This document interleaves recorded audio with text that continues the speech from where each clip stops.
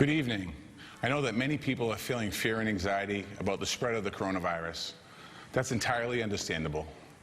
This is an unprecedented situation, both in the nature of public health challenge and the steps that we are taking to protect our residents.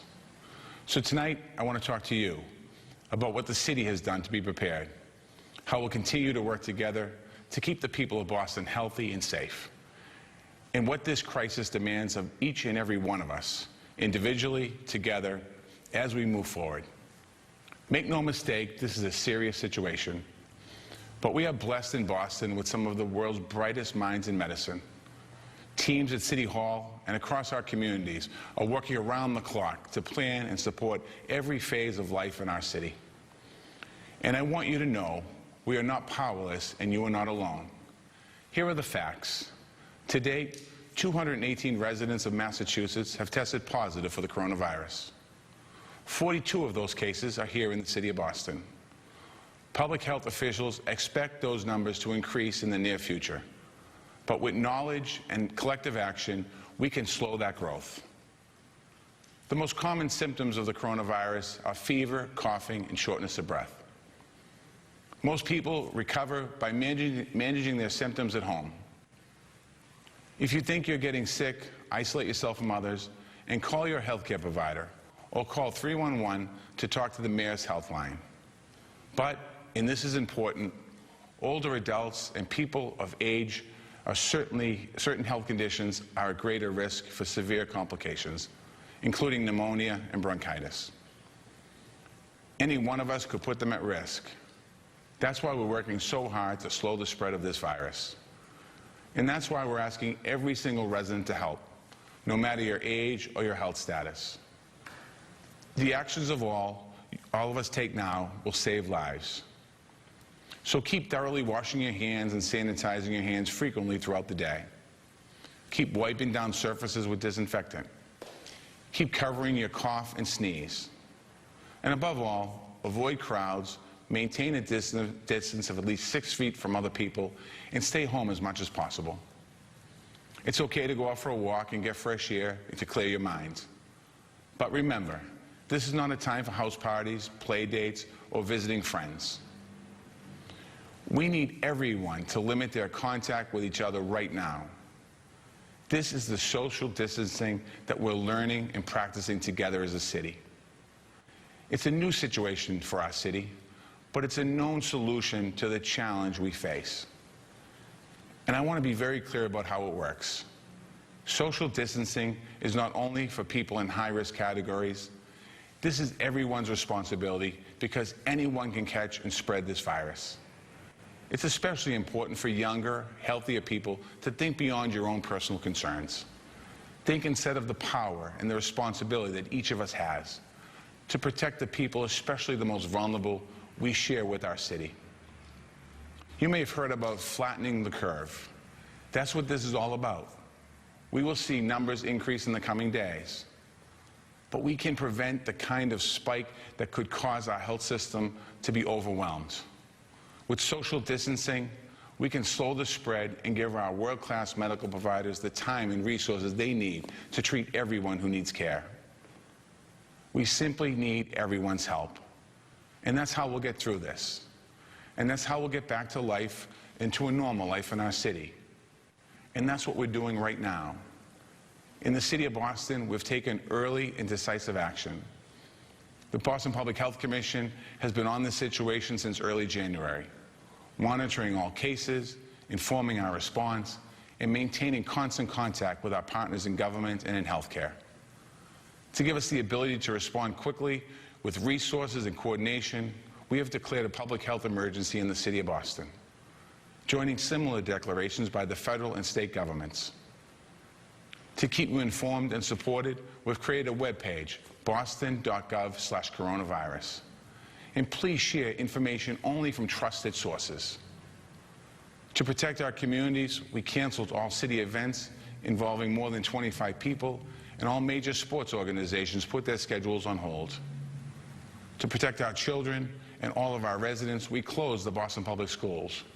And we created a plan to keep all 53,000 students fed and engaged with learning activities for up to 6 weeks out of school. To protect our families, we've closed all gyms and pools. We've closed every branch of the Boston Public Library.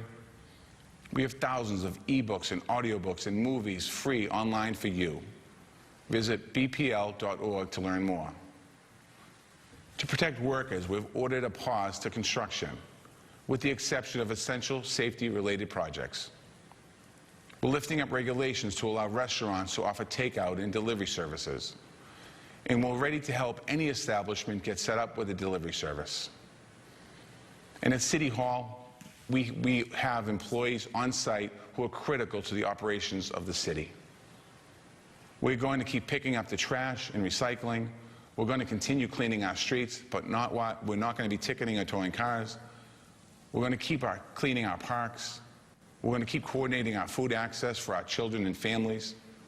We're going to keep reaching out to support our seniors. We're going to continue to serve our veterans and our immigrant communities and our neighbors who are experiencing homelessness. And our first responders are working on a duty because our safety is our top priority. I want to thank all of our dedicated public employees for their service to the people of Boston in this very difficult time. I want to say a special word about our seniors. Last week, I called my mother. I said, "Mom, I want to be clear, and I want you to be very careful. This is serious. You have to wash your hands throughout the day, use hand sanitizer, no hugs or kisses for visitors or nieces or nephew. In fact, they probably shouldn't come over for a while. You need to keep your distance from people. If you need anything from the store, we'll pick it up for you." She is going to miss the company of family and friends for now, but they're going to talk on the phone. I know I'm not the only one having these conversations. It really hit home for me what our seniors and their families are going through right now. So I want to let you know that we're thinking of you. Our Age Strong Commission is reaching out to senior buildings and service providers and sending phone messages with clear information in multiple languages. We are working to continue the in-home service that many seniors rely on, including groceries and Meals on Wheels. We are working to ensure that home health care workers and personal care attendants have the materials that they need. Nursing homes and assisted living facilities are not allowing visitors. It's important that we adhere to that. And it's important that everyone who's interacting with seniors take precautions. Wash with soap, sanitize and disinfect, keep your distance. I want all of our seniors and their families to know that we are here for you. If you have any questions or concerns, please don't hesitate to call us at 311 and talk to our Age Strong Commission. This is what social distancing is so important right now. It will help our hospitals care for those most in need. It will help us protect everyone. I know many people have questions about what's next and whether we're going to have a shelter-in-place order, as we've seen in some other places and parts of the country and the world. We are not currently at that point, but we are monitoring the situation closely. It's not a decision that should be made lightly or in isolation. For that reason, I am and will continue to be in conversation with the governor and state officials. Ultimately, we will do what's best for the health and well-being of the people of Boston and the Commonwealth of Massachusetts. But right now, every single one of us has a role to play. Every single one of us is impacting what happens moving forward. So I'm asking you tonight, follow the precautions that we're recommending. This is not someone else's responsibility. It's yours, it's mine, it's ours. I also know none of this is easy. Routines are suddenly interrupted. Our plans are put on hold. We're missing people and feeling lonely. Some working people are losing paychecks, worried about bills, and struggling with childcare. And through it all, many of the people we want to wrap our arms around the most are the very people we must keep at arm's length for their own safety. These experiences present unique challenges to the shared strength and solidarity that we need in times like this. How do we come together so that social distancing doesn't become social isolation? How do we draw on our shared strength if we can't share spaces? How do we take care of each other, lift each other's spirits, and get through this together as one Boston? I've seen the answer growing in our city faster than the virus can spread. Bostonians are coming together in thousands of ways to take care of our most vulnerable neighbors. City agencies and nonprofits who serve homeless are implementing plans to prevent the virus from spreading in shelters. And we have identified safe sites where we can test and treat people who have the symptoms. We worked with housing advocates and property owners and the Boston Housing Authority to halt all eviction proceedings until this crisis is over. We're in talks with lenders and landlords to prevent loan defaults and evictions for small businesses. Utility providers are agreeing to suspend service shutoffs. And we've spoken to grocery store chains who assured us that the supply chain is strong, shelves are being restocked, and home delivery will continue.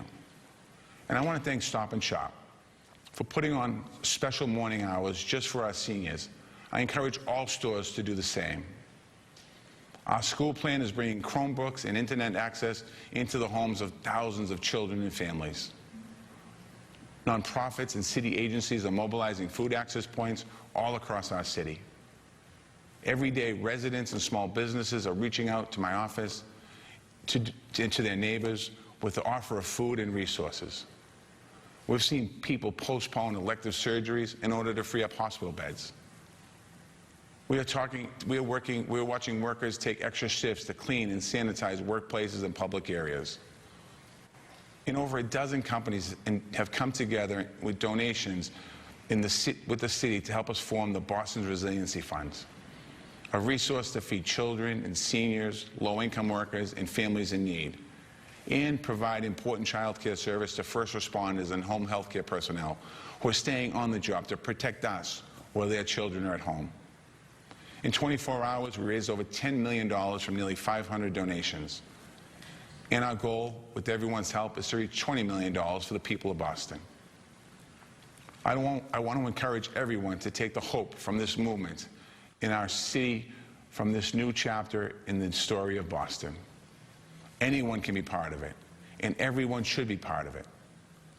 Simply by choosing to practice social distancing, you are already showing you care about your neighbors and your city.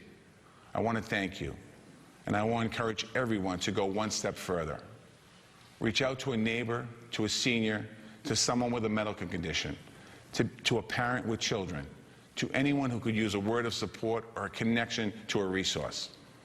By phone calls, texting, emails, video chat, or just a smile across the hallway or a smile across the yard. Let them know they're not alone. You might be surprised what it does for your own stress.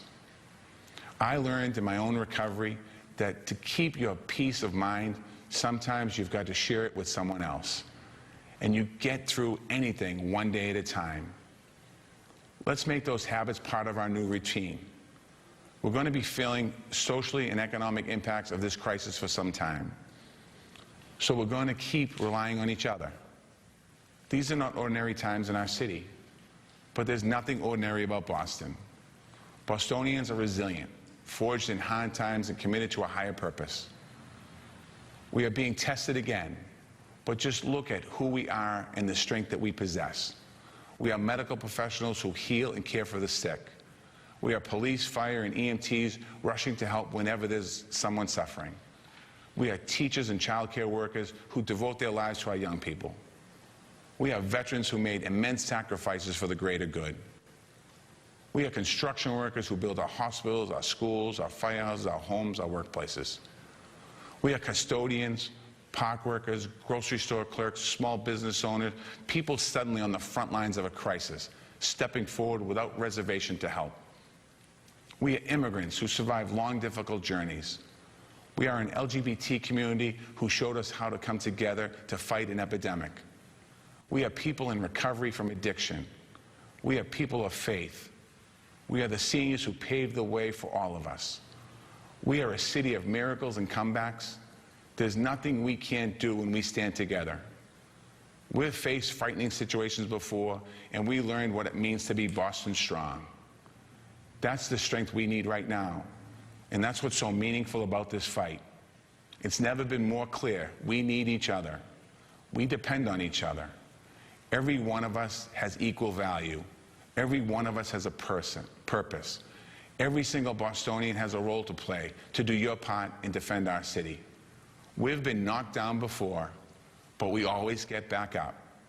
And with the vigilance and patience with empathy and love, we will get through this together. I want to say God bless you, God bless the city of Boston, and God bless the United States of America.